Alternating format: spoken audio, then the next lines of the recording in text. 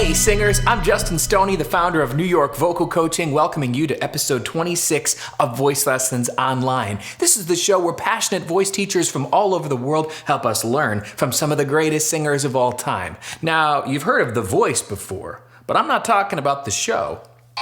Nope, I mean the singer, the voice. The Voice. A singer so legendary, we don't even say she's the queen of this or the queen of that. Nope, she's just known as The Voice. Period. It's our friend Whitney Houston.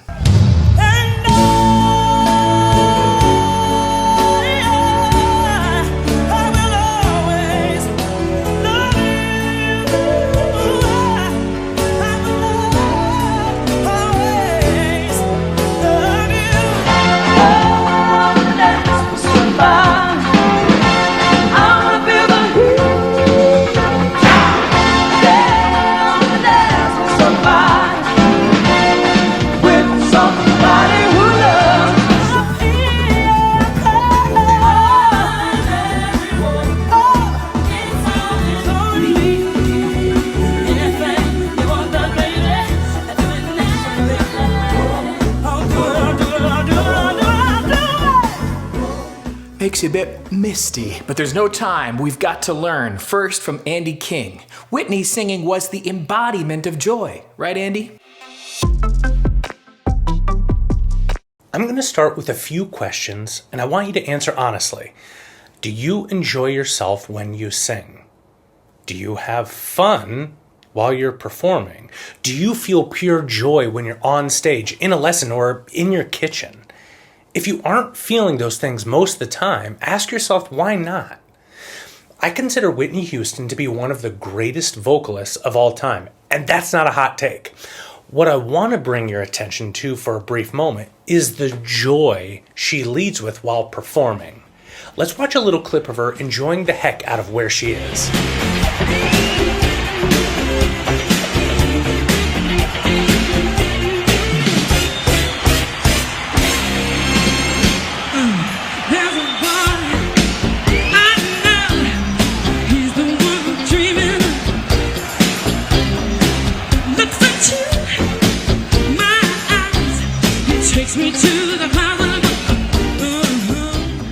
I've watched that intro several times now, and it makes me smile every single time. The way she's dancing, playing with the crowd, and connecting with the people around her exudes delight and fun. She's leading with joy. So now I turn back to you, the singer. Are you leading with joy? Or are you in the mud and muck, grinding and sucking the fun out of singing? The technique of singing and nuances of performing are important, but I find that many singers lead with seriousness and perfectionism instead of the love of getting to sing. One thing that I make most of my clients say right when they're done singing a song is what went well. What did you love? Where did you find success? Surprisingly or not, this is always a shock for people, and it's really hard for them. That tells me that a singer is leading with perfectionism and not the joy of singing. Here's my challenge for you. Next time you sing a song, I want you to either write down or say out loud 5 things you did well, and then leave it at that. There's plenty of time to critique ourselves, but I'm making space for you to show yourself some love so you can lead with joy. Awesome, Andy. And Kristy Bissell. Whitney certainly taught us a lot about belting, didn't she? So, when I was a little girl and I heard Whitney Houston for the first time, one of my first reactions was, she's yelling. And I was excited about it. It did something to me internally. Every time I heard a singer sing with that big, booming, speaking voice, I got excited. It made me feel things that I hadn't felt before. And I think it's really important to know that this chest voice, chest dominant mix, belt, the difference between the speaking voice and the singing voice is not that much. What is the difference? Yeah, maybe some breath support. Yeah, some good airflow, some designated pitches that the composer has put in the music for us. But take a listen to this clip of Whitney and listen in for her speaking voice. He fills me up. He fills me up. He gives me love. More love.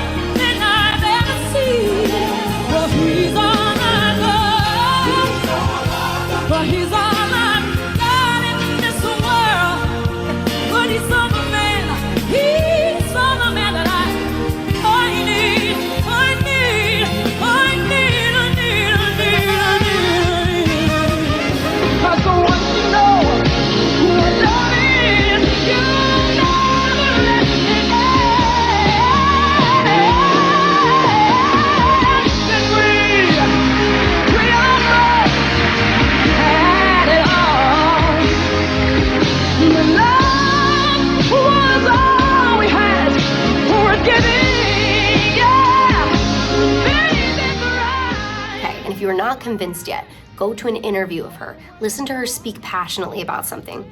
The volume might rise. The pitch might even rise. The thickness of the chords may increase.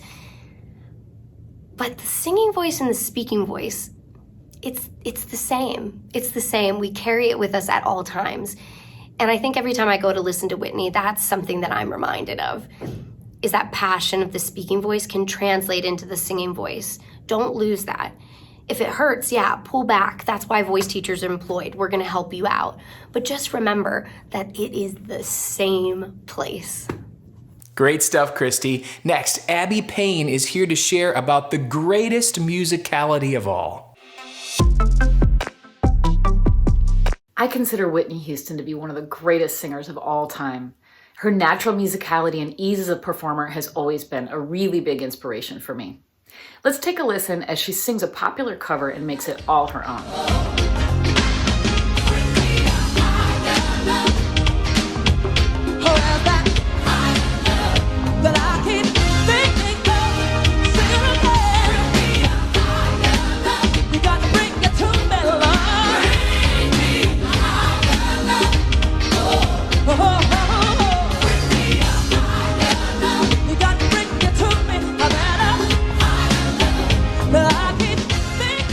This performance seems so natural to me, and her background as a gospel vocalist is very evident. She's really listening to what those background singers are doing and riffing off of them. It's almost like they're having a musical conversation. So how did Whitney keep songs fresh, singing them night after night on tour? Let's take a listen. You stop telling me you're gonna run away together. Love gives you the right to be free. Oh, and you say, be patient, just wait a little longer. But that's just an fantasy.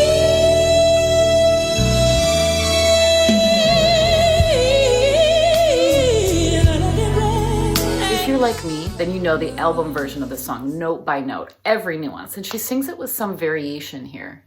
She really seems to be following her heart, letting her heart tell her what to sing. We could use a couple of simple ideas to emulate what this legendary musician has taught us. If you're singing with other musicians, let their performance inform what you do. When it's appropriate, don't be afraid to vary the notes that you sing rather than singing everything by rote. Let your heart and soul be your guide. Beautiful, Abby. And Arbender Robinson knows more than anyone the show must go on. Hello there. We are continuing our conversation of the wonderful Whitney Houston, in my opinion, one of the greatest singers to ever live. Here, what do you do when your voice is not 100%, but you have a performance? We deal with this on Broadway, having 8 shows a week, 6 days a week singing. Sometimes you're not at 100%, but the show must go on. I love when my clients are ill and they come in and we have to find a plan B for the song. And in this clip, you're going to see Whitney Houston use a plan B for one of her iconic songs as well. So what does Whitney do in order to get through the song? First, I think she's doing something that I like to call a vocal check, where you vocalize in the intro of your song to see where your voice is living so you can dictate where you're going to begin singing the song. Take a listen and see if you hear it.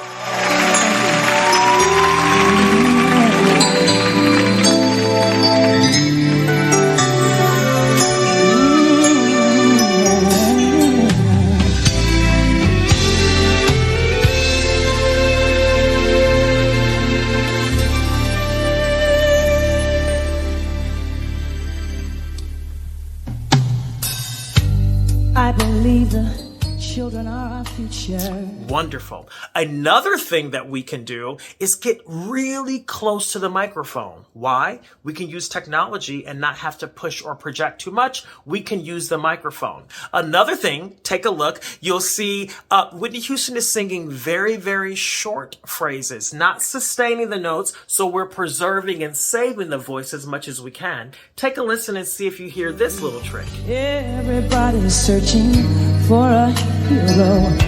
People need someone to look up to. I never found anyone who fulfilled my needs.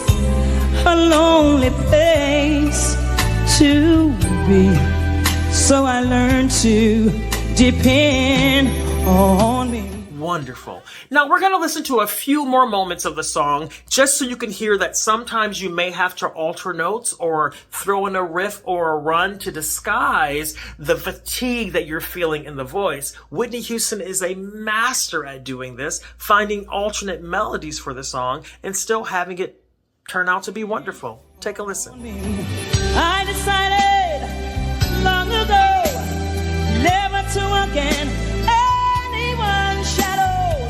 If I fail, if I succeed, at least I'll live as I believe. Oh, no matter what they take from me, they can't take away my dignity.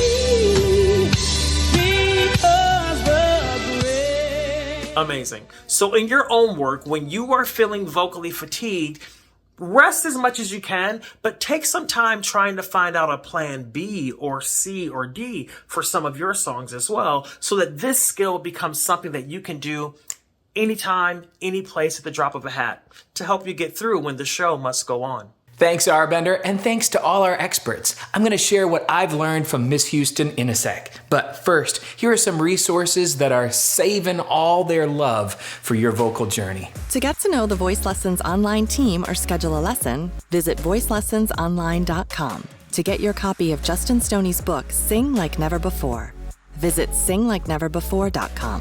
If you'd like a vocal course that you can do from home, check out the Voice Lessons to the World vocal course. Our 12-part program takes you on a journey from beginner to master-level vocal exercises. Find it at voicelessonstotheworld.com. If you're a voice teacher looking to master your craft, join our worldwide community at voiceteachertraining.com. Finally, if you'd like free vocal tips sent to you each day, sign up at dailyvocaltips.com. Since Whitney really is the very definition of good belting, we need to explore some good old-fashioned vocal technique and talk about the larynx. Yep, that's right, that's your voice box right here. You see, many people think that belting requires a high larynx, but we're going to see how Whitney proves this notion wrong. Now, over the years, you and I have talked about the larynx a lot. Go back and watch those episodes if you want full details, but to put it real simply, when your larynx goes up, the sound gets brighter, and when your larynx goes down, the sound gets darker. Belting is often quite bright. This fools many voice teachers and singers into thinking that the larynx has to be high during belting.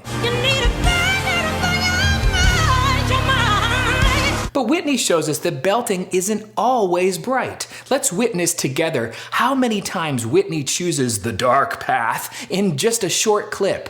First, listen to the words go and where. I don't really need to look very much further. I don't wanna have to go where you don't. Go and where could have easily been go and where, but she adds more laryngeal depth instead. How about some more? I don't hold it back again, this passion inside.